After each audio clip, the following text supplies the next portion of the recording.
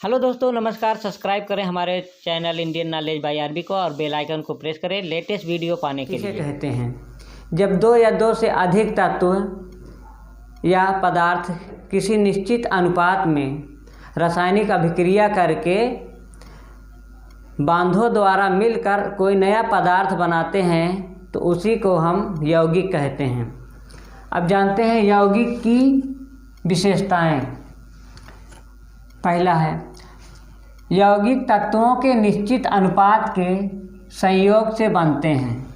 यौगिक तत्वों के निश्चित अनुपात के संयोग से बनते हैं। जैसे मैं अभी बताया कि दो या दो से अधिक तत्व जब निश्चित अनुपात में मिलकर कोई रासायनिक अभिक्रिया करते हैं तो उसे हम यौगिक कहते हैं। तो यौगिक तत्वों के निश्चित अनुपात में संयोग से बनते हैं। यौगिक के निर्माण में प्रकाश, ऊष्मा, विद्युत आदि का अवशोषण या निष्कासन होता है।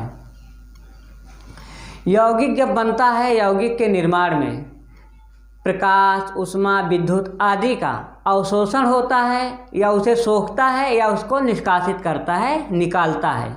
जब यौगिक का निर्माण होने लगता है, बनने लगता है, तब प्रकाश, ऊष्मा या विद्युत या तो यौगिक उसको शोषित करता है, अवशोषित करता है, शोषित करता है या उसको बाहर निकालता है, निष्कासित करता है।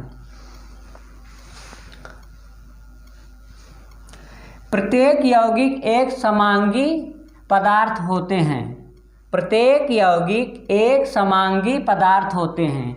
जो यौगिक होते हैं, हर यौगिक, प्रत्येक यौगिक एक समांगी पदार्थ होते हैं। समांगी पदार्थ मतलब जो मिल जाए। समांगी पदार्थ इस तरीके से मिल जाएं, इस तरह से मिल जाएं कि वो फिर न पृथक किया जा सके न अलग किया जा सके। उसी को हम समांगी पदार्थ कहते हैं। उसका मिश्रण जो होता है इस तरह से मिलता है कि उसको हम फिर दोबारा पृथक नहीं किया जा सकता है कि कर सकते हैं। जैसे नमक और पानी का घोल। पानी में नमक मिला देंगे तो उस मिश्रण को इस तरीके से मिलेगा, इस तरीके से घुल जाएगा, उसको हम आसानी से पृथक नहीं कर सकते। इसी को समांगी मिश्रण कहा जाता है। जैसे चीनी और पानी को भी अगर घोल बनाए तो इसका भी मिश्रण इस तरीके से मिल जाएगा, घुल जाएगा कि इस मिश्रण को भी हम पृथक नहीं कर सकते, उसको फिर से दोबारा अलग नहीं कर सकते। इसी को समांगी पदार्थ कहते हैं।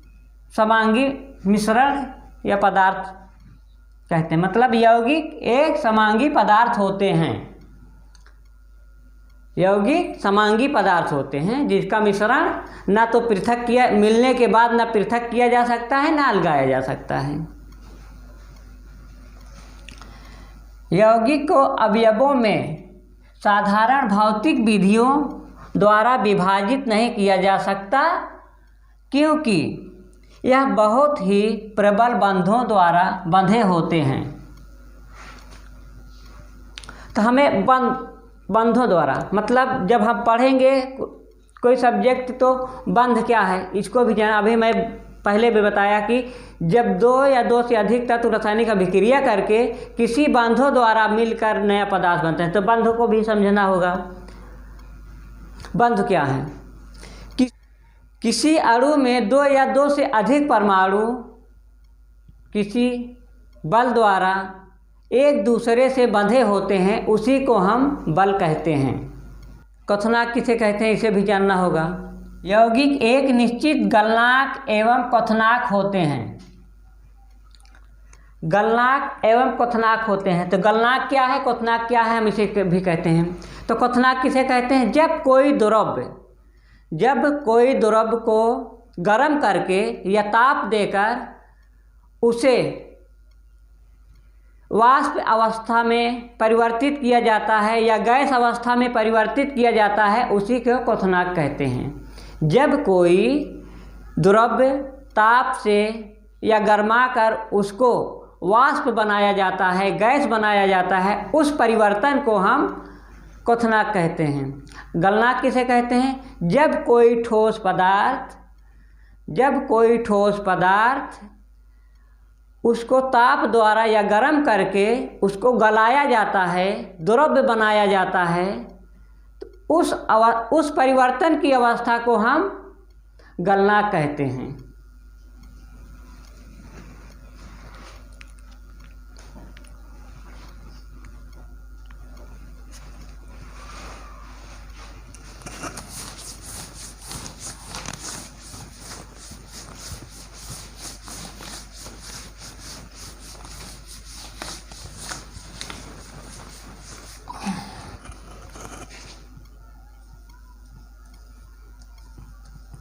किसी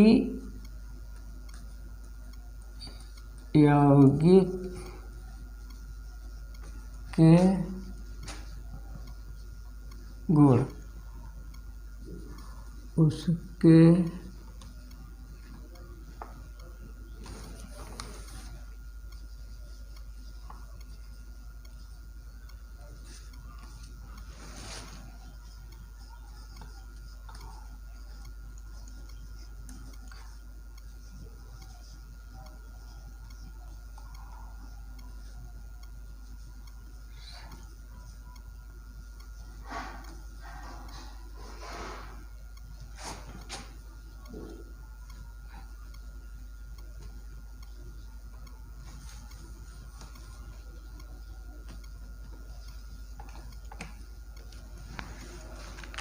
किसी यौगिक के गुण उसके अवयवी तत्वों के गुणों से भिन्न होते हैं। जब कोई यौगिक बनता है, जिस तत्व द्वारा बनता है, जिन तत्वों द्वारा जब कोई यौगिक बनता है, तो उन तत्वों के गुणों से यौगिक का गुण अलग होता है, भिन्न होता है। जब यौगिक बनता है, जैसे सोडियम और क्लोरीन से सोडियम क्लोराइड बना, किसी यौगिक के गुण उसके अवयवी तत्वों के गुणों से भिन्न होता है। जब कोई यौगिक बनता है किसी तत्व के द्वारा संपर्क में, तो उस तत्व के गुण से उस यौगिक का गुण भिन्न होता है, अलग होता है। जैसे सोडियम कार्बोनेट, तो सोडियम कार्बोनेट का गुण अलग है। सोडियम कार्बोनेट का गुण सोडियम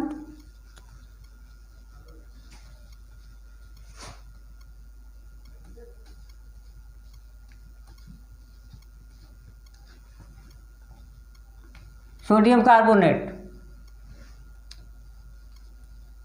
Na2CO3 सोडियम कार्बोनेट। तो सोडियम कार्बोनेट का जो गुण है, सोडियम तत्व से जैसे बना है, सोडियम तत्व है और कार्बन, तो सोडियम तत्व से बना है सोडियम कार्बोनेट। तो सोडियम का जो गुण है और सोडियम कार्बोनेट का जो गुण है, इन दोनों में अलग है। सोडियम का गुण कुछ है और सोडियम कार्बोनेट का गुण कुछ है, जबकि सोडियम तत्व से ही ये बना हुआ है। यही है यौगिक की विशेषताएं।